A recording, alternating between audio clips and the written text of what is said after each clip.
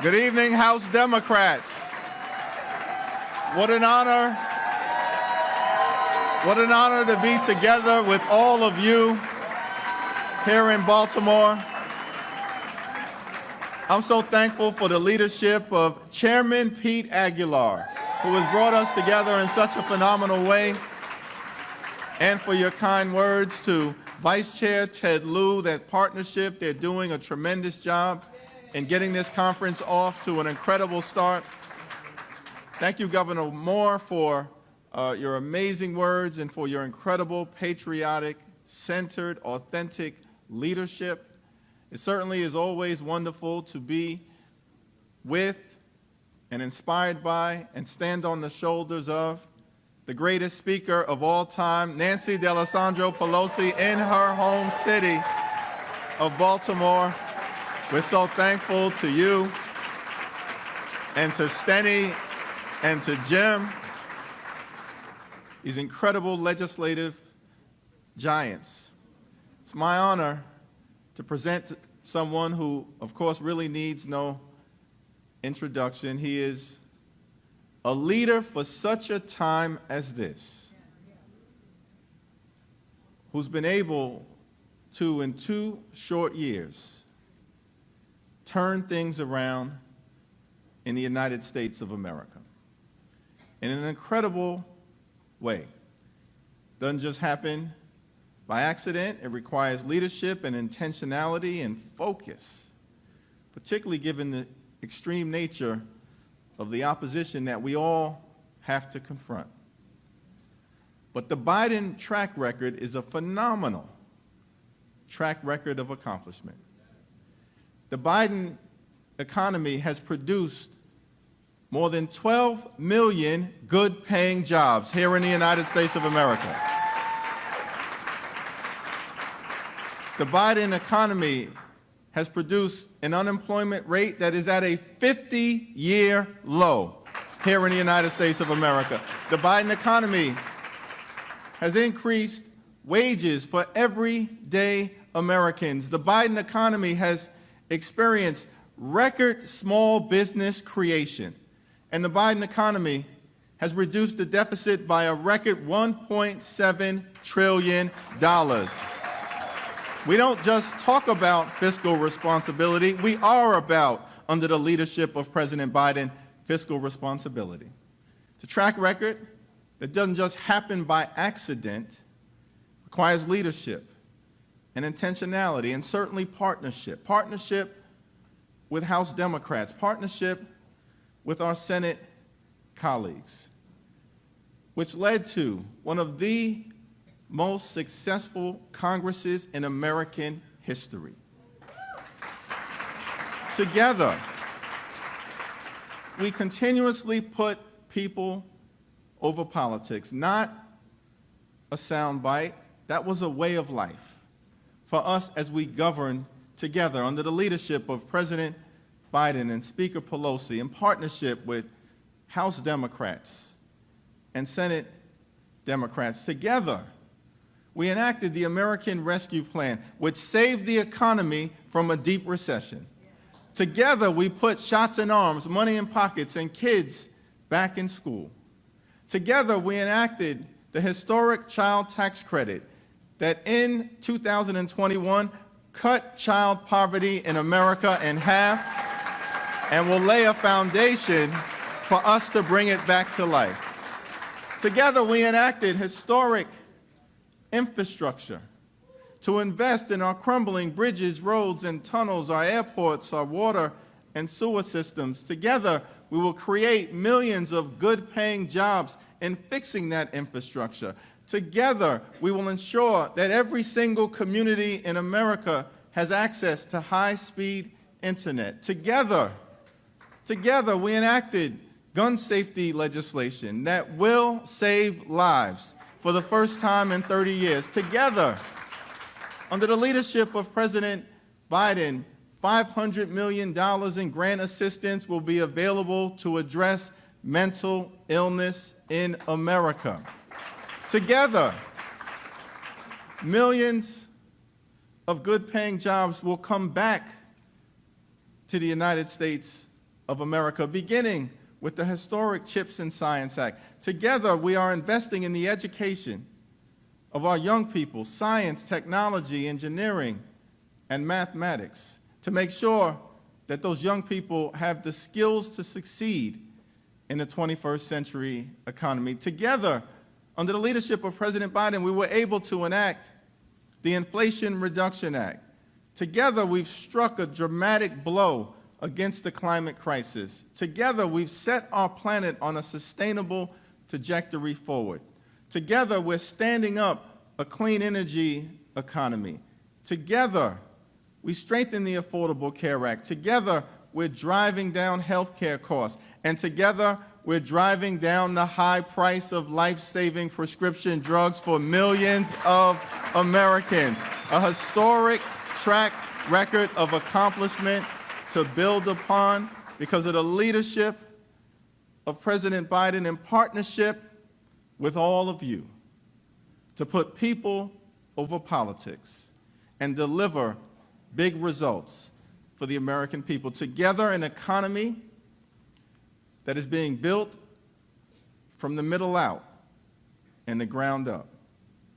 And together, with the leadership of President Biden, we're going to finish the job for the people. Ladies and gentlemen, I present to you the 46th President of the United States of America, Joseph Robinette Biden.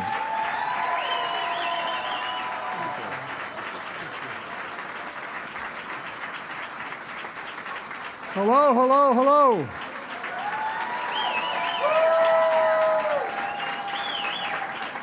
Good to see you all. And it's good to be almost home. Leader Jeffries, thank you for your partnership and your leadership. And Pete, thanks for organizing this retreat and having me here. You know, she couldn't be here tonight. I know Whip Catherine Clark, who I spoke to before I came up, is here in spirit. I also want to recognize the greatest speaker in the history of the United States of America. I think I coined that phrase because it's true, because I worked with her for so long. Nancy Pelosi. Nancy, stand up.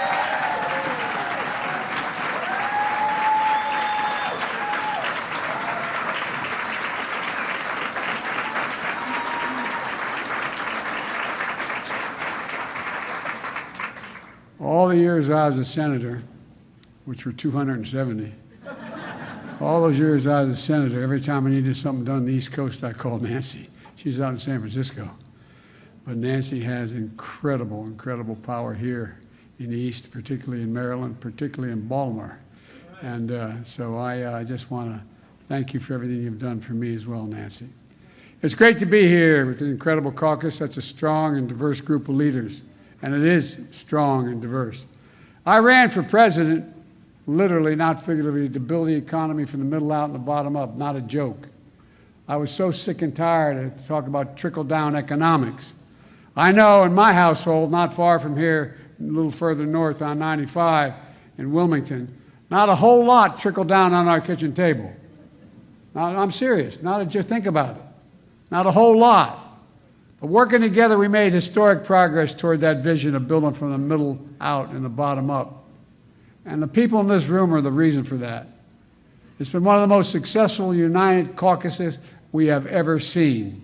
And you all stick together, thank God. And look what's already happened in all these off-year elections, these state legislative races. And by the way, we got a new congresswoman in Virginia. Well, look,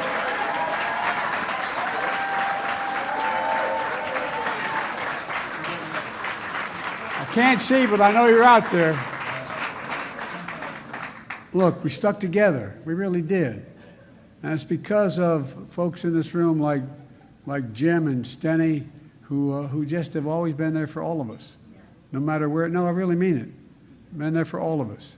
By sticking together, we got a lot done. By sticking together, we're back in the House, and we're going to finish the job. Look, let's take a look at what we've done. And some has already been mentioned. You know, we came in, the economy was in ruins.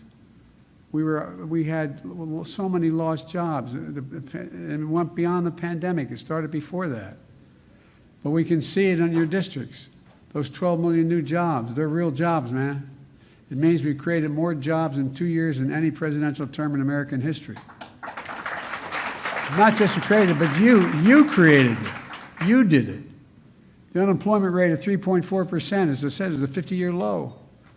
800,000 manufacturing jobs. Where in the hell is it written that we can't lead the world in manufacturing again? I don't buy it. I don't buy it. There's no reason why we will not lead the world in manufacturing again. The inflation has fallen 7 straight months. Gas prices are down $1.65 since the peak, and we're going to keep pushing. Our economy has grown at a solid clip, but it's not an accident. It's because we've all worked together, and we have worked together. We've worked tightly together. We passed the American Rescue Plan, which bailed out a whole hell of a lot of Republican governors. They still don't even want to acknowledge it, but it doesn't matter. I said, and you all said, I didn't run to be president for all Democrats. I ran to be president for all Americans, regardless of whether that. But really and truly, think about it. You saw the effects firsthand. We put cops back on the beat because they couldn't afford, they didn't have the budgets to pay for them. Kept teachers in the classroom. That was in each of your districts. In addition to that, we did so much more. We passed the largest investment in infrastructure since Eisenhower's interstate highway system. And we're getting money out the door quickly. Shovels in the ground, cranes in the air. And, you know, as a matter of fact, right here in Baltimore, we're rebuilding a tunnel I went through. You know, they told me I traveled 1,200,000 miles in Amtrak. Well, I'm probably the only guy that's been through that Baltimore tunnel, literally walked through it because it's in such bad shape about 15 years ago when I was a U.S. Senator pushing. It's a 100-year-old tunnel. It's going to change transportation, not only on the Northeast Corridor, but in the city, instead of 30 miles an hour, it's going through there at 100 miles an hour. And it's a $4 billion investment. And guess what? We're going to let everybody know you did it. These are the signs we're going to put up.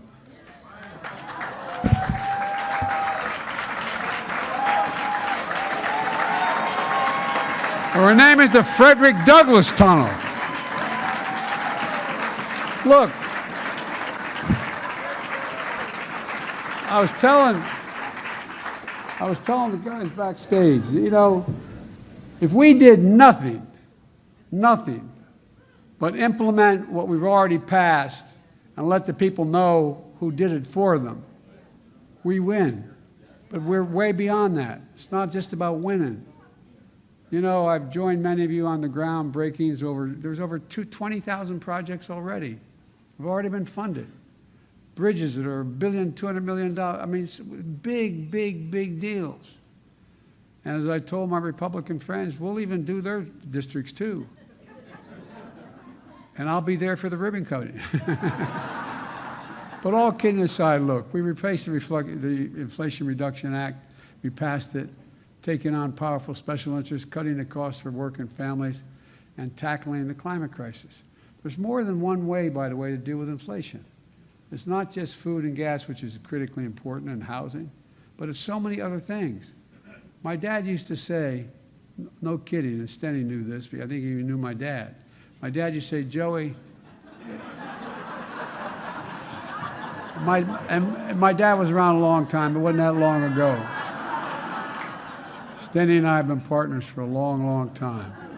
I kid Stenny, I said he represents Western Delaware and the Eastern Shore. But all kidding aside, you know, it's just about at the end of the month, do you have anything left over after you pay all your bills? Do you have anything left over? Do you have a little bit of breathing room? Well, that's what we've been about.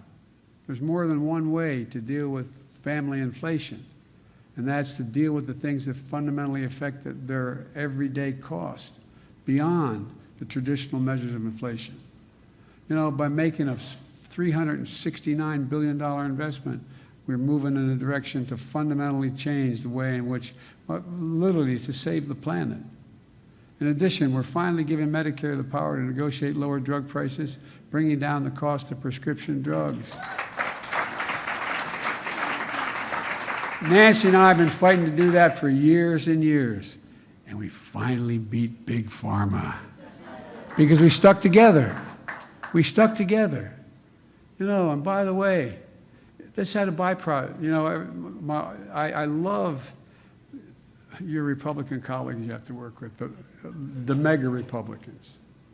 They're amazing. They're really amazing, their calculations.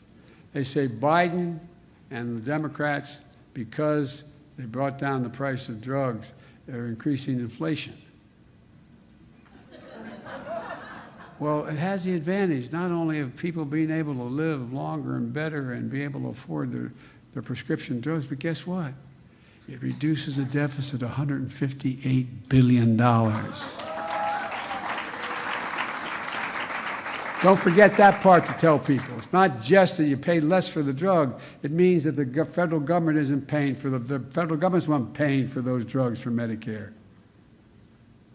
Almost $160 billion saved, reduction of the deficit. We passed the CHIPS and Science Act, which has led to a commitment over $300 billion in investments in manufacturing in the United States. You know, when the Korean company SI said, I was in Korea, South Korea, asked them why were they investing in America? You know what they said for real, the CEO? Because you have the best workers in the world and it's the most secure investment I can make anywhere in the world. Don't forget that, folks. That's why people are coming here. They're coming here because of who we are. We made it clear to folks, if you want to participate in the CHIPS program, you also have to provide for child care for your employees. It matters. That is a government that saves money in the long run. That saves money. And folks, you all know how much we've gotten done, but a lot of the country still doesn't know it. That's why the big job in front of us is implementing the laws we passed so people start to see it in their lives, all the benefits that are there because you produced it for them. You stepped up and got it done. Remember, everybody told us there's no possibility of us doing these things. Remember that? Everybody. You know, I promise to partner with you and coordinate with you to make sure the implementation of these laws are done efficiently and effectively. And let the American people know who did it as they feel the benefits of the investment. You did it. You tell us what you need to help us understand the impact that it's having on all of your district and your folks. You know, and we're going to get it done. That's why I created the Invest in America cabinet. Took my cabinet members, all of them, and subset that focused on just implementing what we're doing. Secretary of Commerce, Labor, Transportation, Treasury, Energy, Health and Human Services, and Environmental Protection Agency. They're the ones who are working together and meet regularly. And I want them to meet with your guys. You put together a group, if I'm not mistaken, Stenny, to be able to work together because we got to get it done. Plus, I hired 2 senior advisors.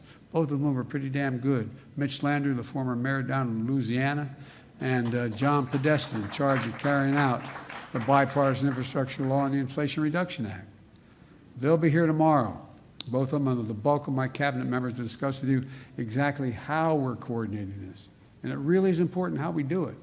And we get it out, we get shovels in the ground, we let people know what's happening, and we change their lives.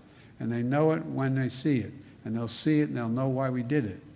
Now, we're going to bring together every element of the federal government to invest wisely and quickly in the process. They'll attract more private sector investment as well to get the best possible results for American workers and American families. And we're going to let people know. We're going to get this done. We're going to let them know, though. We're going so far as to print signs, as indicated, that let people know who's bringing in this project, why it's happening. And Stenny, thanks for the work you're doing in this coordination as well. We just really have to make this thing sing. Some of it's happening already. Factories are opening all across your districts to build semiconductor chips, electric vehicles, advanced battery technology that's going to power these vehicles. And that means more jobs, thousands and thousands of jobs. By the way, remember, remember we all were talking, and a lot of you as well with me, going around talking about how we used to be the most advanced country in the world in investing in science and research and development. Well, we dropped to number 8. We used to be number 1. That's where this CHIPS and Science Act comes in. There's $300 billion in investment committed. $300 100 billion. And you know what? Like the plant outside of Columbus, Ohio, and that what I call the Fields of Dreams. There are 1,000 acres there. Intel's building a facility. They're going to spend a total of, I believe it's 12 million bucks, or 13, I think it is, billion.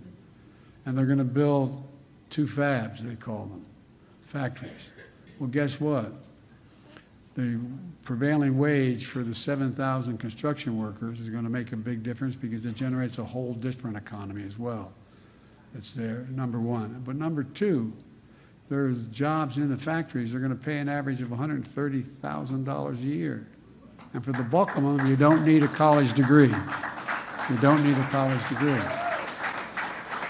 And folks might not know what the trench you're digging around your community is. We're going to let them know ahead of time. It's for broadband, high-speed broadband that's affordable. And all that's going to create hundreds of thousands of good-paying union jobs. And by the way, I want to be clear. I make no excuse. Some of you maybe are uncomfortable with my talking about unions all the time. Well, I not only talk to union people, I talk unions to the Business Roundtable when I talk. I talk unions for this. Keep this in mind. You all know what I've been saying to the unions. It's presumption of me to tell them what they should do, but I've been telling them they should let people know what it takes to become a union member. Everybody thinks you show up and say, I want to be an electrician. And in 6 months, you got a job as an electrician. You're talking about 4 to 5 years apprenticeship before you can get your card. 4 to 5 years. Every one of these unions, every one of them have apprentice programs that range 4 to 5 years. It's like going back to college. You get paid part of your salary, but you don't get it all till you finish your apprenticeship and become a full-blown member. And what I said to the business, I think it was a Business Roundtable I was talking to in Washington, and they asked why I was so pro-union. I said, for you, it's cutting your cost. They looked at me, how's that happen? They happen to be the best trained workers in the world. That's a fact. And when the union plumber puts it in, it lasts. It lasts. And so, folks, we shouldn't make any excuses. It's going to save businesses money as well and the American public. Now, seniors in the district are getting shingles vaccines for free now, because of you, instead of having to pay $100 to go and get that shot. And, you know, we took on Big Pharma, as you well know. You took them on. You got beat up doing it, too. So many. Now, so many people get insulin.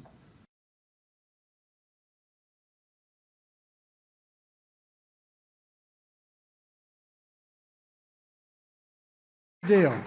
I called on the prescription drug companies to bring down the price of insulin to $35 to everyone, not just seniors. And today, Eli Lilly, the largest manufacturer of insulin in the United States of America, agreed to do just that. $35. But guess what that means? Every other company making insulin is going to have to lower their prices to $35 because they can't compete. Folks, look, you know, folks are going to understand what you've done, and we're going to make sure of it. But as much as we've done, we have a lot of unfinished business as well to finish the job that needs to be done. We can't stop working to restore the child tax credit permanently.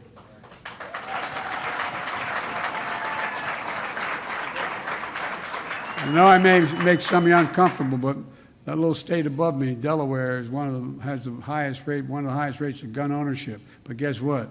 We're going to ban assault weapons again, come hell or high water. And high-capacity magazines. When we did it last time, it reduced mass death. Nobody, including the people who make a very good salary, for example, think the tax system is fair. Go ask anybody. Ask your friends or acquaintances making $200,000, $300,000, $400,000, $500,000 a year. Is it fair? They don't think it's fair. For example, when this administration started, there were a little over 600 billionaires in America. Now they're about 1,000. They should be paying a higher tax rate than a school teacher, a police officer, someone who works as a nurse. It's about 3% they're paying. And by the way, the reason we were able to do all we did and still reduce the debt $1.7 trillion is a simple proposition. There were 500, and I guess 35 or 50 companies that made over $500 million a year in the Fortune 500. And guess what? They paid zero in federal taxes. And we did an awful thing. We said you're going to have to pay 15%. God forgive me. 15%. But every minimum 15%. And that was enough to do what we've done so far and still reduce the debt. There's so much more to do, though. We need to come together on police reform and immigration reform. We need to protect voting rights and the right to choose. Ladies and gentlemen, we got to reinstate Roe v. Wade and pass it nationally. We really do. And look, I know as well as you, the MAGA Republicans are not going to get on board for most of these things. But that leaves a lot of Republicans that are still left. No, by the way, watch. I predict, watch what happens. Republicans can help make a significant majority in some of these things. You know, remember when I ran for office, I said I was doing it to restore the soul of America, bring back some decency, build the middle class, the backbone of the country, and unite the country. And everybody said, you're never going to get anything done bipartisanly. They told me you couldn't get anything done in a bipartisan way over the past 2 years, but we did. The infrastructure bill, the CHIPS and Science Act, the PACT Act, the Gun Safety, the Marriage Equality Act, they're all bipartisan. It's hard as hell, I acknowledge, but it's there. And, you know, a little bit of more Marjorie Taylor Greene and a few more, you're going to have a lot of Republicans running our way.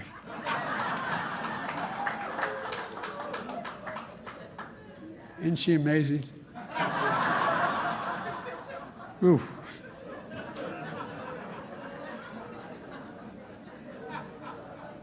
Ours, the reason she was very specific. I shouldn't digress probably. She was very specific recently, saying that a poor mother who lost 2 kids to fentanyl, that I killed her sons. Well, the interesting thing is that fentanyl they took came during the last administration. Look, folks. Anyway, I don't want to get started. Look. So what we did in the past 2 years, whenever possible, we should work on both sides of the aisle, get as much done as we can. We got to bring the country back together again. You know, there are areas where we should be able to agree, like protecting Medicare and Social Security, cutting the deficit, paying America's bills. That's why during the State of the Union, I was pleased to see so many Republicans stand up when I asked them to join us in rejecting cuts to Social Security.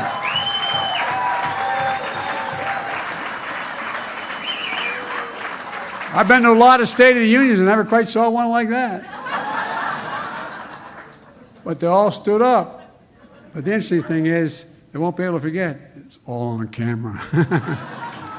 But all kidding aside, it was amazing. And then there's Senator Rick Scott, the guy who's been saying for a year he wants to cut Social Security, Medicare, now says, never mind. That's what he's saying. And he says he actually agreed with us all along. He really didn't mean what he'd been saying. Well, like I said, I believe in conversion. Maybe they found religion. I sure hope so, but I'll believe it when I see it. While Republicans talk about the deficit, we're doing something about it. Working with, really and truly, I mean, anyway. Working with all of you, we cut the deficit by $1.7 billion in 2 years, the largest deficit reduction in American history. And when I introduce my next budget, which is going to be on the 9th, you're all going to see it. We've been working with your leaders on various aspects of it. We're going to cut the deficit by more than $2 trillion over the next 10 years.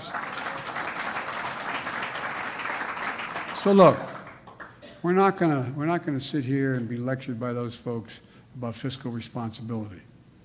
Nearly 25% of the entire national debt, which took over 200 years to accumulate, Nearly 25% was added by my predecessor in 4 years. 25% of the 200-year debt. When you add it all up, all the proposals our mega Republican friends have offered so far, it would actually add another $3 trillion over the debt over the next 10 years if they stick with what they're saying. So folks, look, you know, they're sure not acting like the party that cares about fiscal responsibility. Because the truth is, if you look at their record, it's clear they're not the party who cares about fiscal responsibility, especially not when they're threatening our economic recovery by manufacturing a crisis over whether we're going to pay our debts, our 200-year accumulated debt. When I met with the new speaker, it was a decent meeting. He seemed like a decent guy. He made it real clear how he wants to proceed. He says he won't raise taxes on anyone, on the wealthy or big corporations. He just wants to cut programs. And what I suggested was, instead of making threats about the debt, which would be catastrophic, and let's just lay out our budgets. So I agreed that I'd lay down mine on March the 8th, March the 9th, I should say, and he should do the same thing. And we should sit down. It'll be interesting to see what they want to cut and what their numbers add up to. Are they going to cut Medicaid? Are they going to Affordable Care Act? Are they going to cut Medicare, veterans benefits, aid to rural communities? Well, we're going to see what they're going to do. But here's how I see it. Under my predecessor, Republicans in Congress voted 3 times to keep paying America's bills without preconditions and without a crisis. They paid America's bills and then, so why won't they pay them now? Well, they didn't throw the country into crisis then, and they shouldn't do it now. If they wouldn't inflict pain on the American people then, why would they do it now? Well, the answer is real simple: politics. Politics. But I'm not going to be part of it. You know, they've got no business playing politics with people's lives and our economy. Working with all of you, we're not going to let them either. Look, the question that MAGA Republicans have to answer is this: are they going to pay America's bills that are already accumulated? Not what we're proposing to spend, already accumulated. Or are they not? Are they going to pay the debt? Are they going to default? It's pretty simple. So let's be real clear about one thing. There is no actual crisis here. This is entirely a crisis of their making if it occurs. Democrats believe in paying America's bills. So the American people will rest assured the Democrats will stick together on this. And folks, here's the bottom line. Our plan is working. It's growing the economy. It's reducing the deficit. It's fiscally responsible. But we've got more to do. We've made a lot of progress, but families across the country are starting to breathe just a little bit easier, as my dad would say, just a little easier. We just got to keep going, folks. And folks, working together, I know we will. Again, to quote my dad, he used to say, Joey, a job's about a lot more than a paycheck. It's about your dignity. It's about respect. It's about being able to look your kid in the eye and say, honey, it's going to be okay. I'm not making that that's what he would actually say. And we weren't poor. My dad was a middle-class wage earner. He didn't go to college, his great regret, but he managed a dealership. My dad, we lived in a 3-bedroom house, and as things were being, suburbia was being filled in with new developments, we had 4 kids and a grandpa living with us. We thought we were just fine. But my dad used to talk just about a little bit of breathing room, a little bit of breathing room. Well, that's what you've done. You provided breathing room to an awful lot of people like my dad in the house I grew up in. So I want to thank you all. And I really mean this from the bottom of my heart. Thank you for sticking together. That is our answer. Ladies and gentlemen, love you all. Thank you very much. I'll turn it back over to you.